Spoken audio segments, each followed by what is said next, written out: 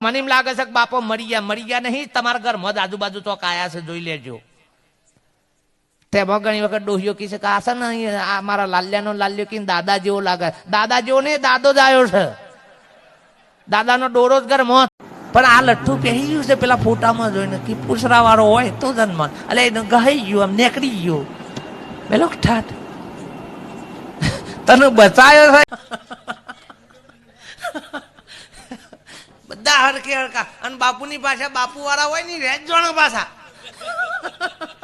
પાછા બીજા નેતા વાળા કી બાપુની વાત ને તમને ખબર ના પડે. હા તમને જ પડે તાને. આ રોજ પેપરમાં અમારા ગામડામાં પેપરમાં નહીં આવ્યું હજી કે ભાઈ ફલાણી બુ નેહો નાન દોરો ધોવા લે તો એવું અમારા ગામડા વાળા નહીં આવ્યું હજી.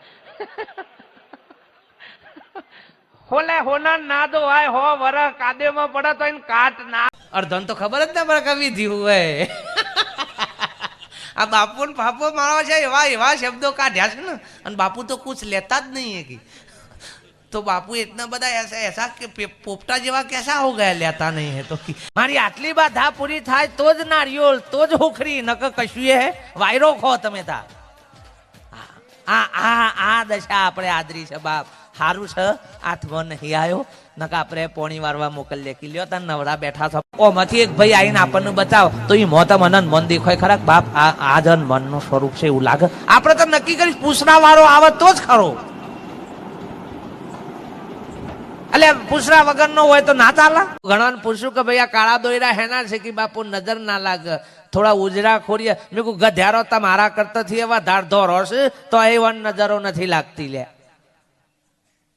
શહેરમાં ભૂંડ છે ને એવાના બચ્ચા ધોરો દૂધ જેવા છે તો સાહેબ 40 લાખની મર્સિડીઝ કો ઓડી લાવે ને લેબુ લટકાવે ને મરચો હારા ધિક્કાર પડે તમારા જીવન હારા ફોડવા લઈને આયા છો.